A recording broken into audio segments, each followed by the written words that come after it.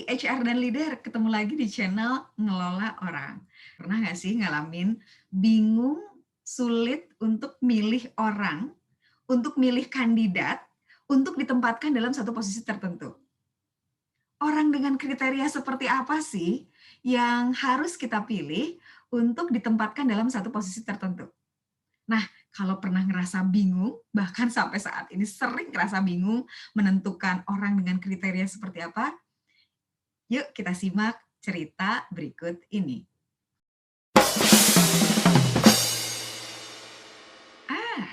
Pada suatu hari, ada orang yang punya uang dan orang ini kebetulan adalah seorang profesional yang sangat sibuk. Karena dia punya uang, dia berpikir, kayaknya pengen deh dia melipat gandakan uangnya dengan cara yang halal. Tapi karena kesibukannya, dia bingung gimana caranya melipat gandakan uang tersebut. Kalau lewat dukun, ya janganlah ya. Dia berpikir salah satu caranya adalah dengan berbisnis. Tapi dia kembali bertanya, bagaimana mungkin caranya dia bisa berbisnis kalau dia juga sibuk? Ini seorang profesional. Atau katakan dia orang yang memang punya uang tapi nggak bisa ngelola bisnis. Ngelola bisnis terutama dari nol. Yang dia pikirkan adalah barangkali dengan membeli franchise itu akan lebih memudahkan dia untuk berbisnis, untuk melipat gandakan uangnya. Dia pikir, kemudian akhirnya dia memilih ayam crispy.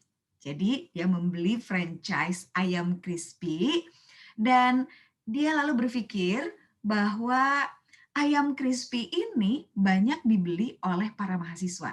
Karena itu dia memilih tempat menyewa sebuah lapak dekat kampus, di dekat universitas yang mahasiswanya banyak banget. Dia tahu mahasiswa banyak yang menyukai ayam crispy. Nah, bukan hanya di satu tempat. Dia karena uangnya cukup banyak yang dia miliki, dia juga menyewa lapak untuk bisnis franchise ayam crispy-nya di kampus B. Selain itu, menyewa lapak di kampus C, kemudian di kampus D, dan di kampus E.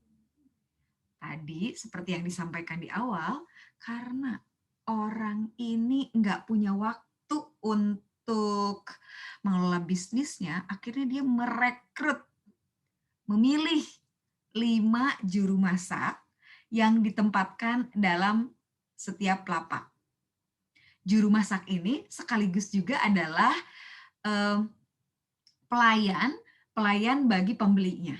Jadi juru masak sekaligus pelayan, memasak sambil melayani customer-nya. Singkat cerita, 6 bulan berlalu, dan apa yang terjadi? Yang terjadi adalah hanya satu lapak, yaitu di kampus A, yang punya omsetnya bahkan bisa 4 kali lipat dari modal yang diberikan.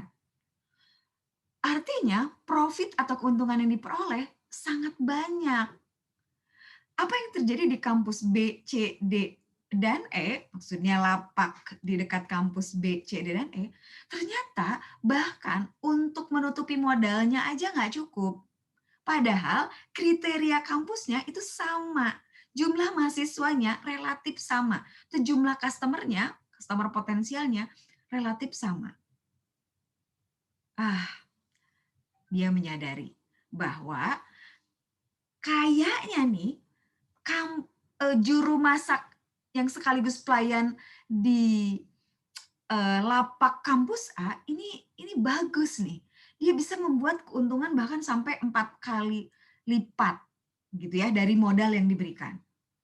Dia terpikir untuk menjadikan juru masaknya ini sebagai pemimpin di antara ke-5 juru masak lainnya. Karena dia sudah punya pengalaman meningkatkan omset sampai berlipat-lipat, akhirnya memang dipilihlah juru masak tadi sebagai katakanlah sebagai manajer dari juru-juru masak lainnya. Sementara itu, posisi dia digantikan oleh juru masak yang baru. Nah, biasanya memang seperti itu. Jadi kalau orang yang bisa meningkatkan omset, kan biasanya memang seperti itu ya, dia langsung dipilih menjadi ketua. Harapannya tadi dia bisa mendidik, bisa memberitahu juga juru-juru masak lainnya bagaimana cara meningkatkan omset hingga 4 kali lipat lebih.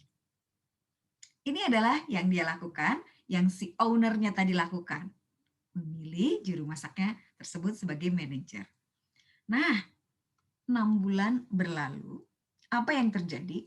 Yang tadinya kampus A menghasilkan omset sampai 4 kali lipat lebih banyak daripada modalnya, 4 kali modalnya, ternyata di kampus A tidak memenuhi, tidak sesuai dengan pencapaian 6 bulan sebelumnya. Bahkan kalau dihitung-hitung dengan modalnya pun ya sama lah.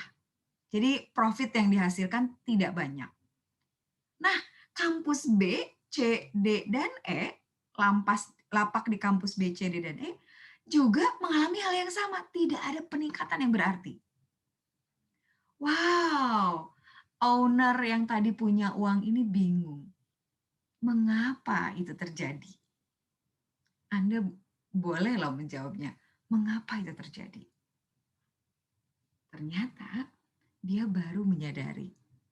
Juru masak yang tadinya dia memasak di lapak kampus A tidak bisa mengelola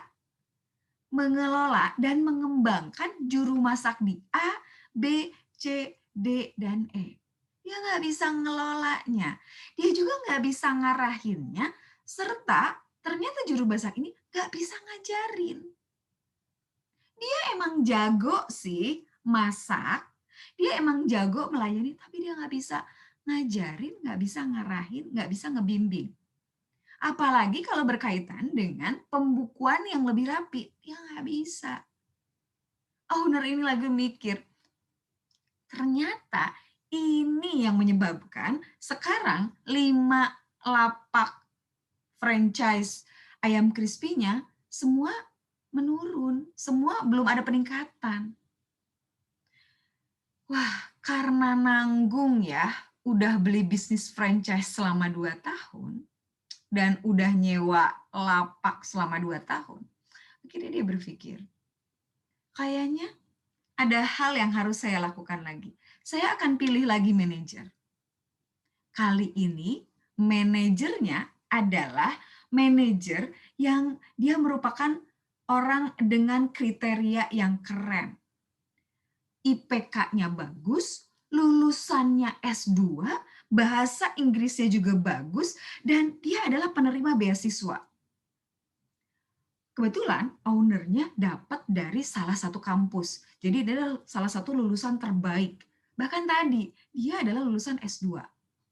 Owner-nya justru sangat terpukau ya. Kita pun banyak akan terpukau dengan lulusan S2, kemudian IPK-nya bagus, dia dapat beasiswa, dan cara ngomongnya juga bagus. Akhirnya direkrutlah orang tersebut. Singkat cerita, 6 bulan kemudian terjadi, dan tadi yang koki pertama yang jadi manajer itu kembali ke kampus A ya, ke lapak kampus A. Nah, 6 bulan kemudian, singkat cerita berlalu, apa yang terjadi? Yang terjadi adalah again nggak dapat hasil yang sesuai dengan harapan. Ternyata masih begitu-begitu aja. Jadi bisnisnya masih begitu-begitu aja, belum banyak omset yang didapat, profitnya juga masih begitu-begitu aja. Owner ini lalu berpikir, wow, saya udah 2 tahun nih beli franchise-nya, saya udah 2 tahun nyewanya. 6 bulan terakhir, saya mau milih orang yang tepat deh kalau gitu. Menurut Anda, kalau Anda jadi owner, kriteria seperti apa sih yang mesti dipilih oleh owner tersebut? Akhirnya owner bertemu dengan salah satu konsultan konsultan assessment. Lalu dia bertanya, kriteria seperti apa sih yang bisa ditentukan untuk bisa menjadi manajer yang memanajeri, yang mengelola, yang mengarahkan, yang membimbing, yang mendelegasi, yang membuat perencanaan, yang bisa membuat strategi supaya bisnis franchise ayam crispy-nya itu meningkat. Kira-kira kriteria seperti apa? Akhirnya disampaikanlah kriteria. Kriterianya adalah orang keren aja, lulusan yang keren aja, yang kelihatannya keren aja, nggak cukup loh untuk kita pilih. Tapi harus memilih orang yang kompeten. Orang yang kompeten artinya orang yang diperkirakan akan sukses untuk menjalani jabatan tersebut. Jika kita melihat posisi ini, posisi yang tadi diharapkan tadi, maka orang yang kompeten itu adalah yang kompeten dalam memimpin. Memimpin siapa? Memimpin juru masak A, memimpin juru masak B, C, D, dan E. Bukan hanya kompeten dalam memimpin, tetapi juga kompeten membuat strategi bisnis. Jadi dia harus punya kompetensi di dalam membuat strategi bisnis. Dia juga harus punya kompetensi untuk mengembangkan orang, bukan hanya jago memimpin atau membuat strategi, tapi harus jago mengembangkan orang yang dalam hal ini adalah juru masak A, B, C, D, dan E. Dan yang terakhir, dia harus orang yang kompeten untuk memuaskan customer. Karena di dalam bisnis, kepuasan customer adalah yang paling utama. Nah, dari cerita ini kita belajar bahwa keren aja, keren dalam satu bidang aja, itu nggak cukup.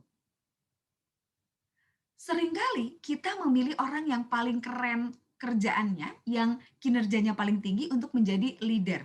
Padahal itu nggak cukup. Padahal untuk menjadi leader bukan kompetensi profesional atau keahlian yang dibutuhkan, tapi ada kompetensi lain. Seringkali kita mencari atau memilih orang yang dia itu bagus secara kriteria pada umumnya ya, misalnya IPK, beasiswa, penampilannya, pengalaman kerja di perusahaannya. Seringkali kita memilih orang yang kayak gitu. Padahal belum tentu kompeten di posisi yang ingin kita pilih. Oleh karena itu, di sini kita belajar bahwa keren aja nggak cukup, tapi harus kompeten. Oke, terima kasih sudah mendengarkan cerita ini. Kalau suka, like and subscribe. Sampai ketemu lagi.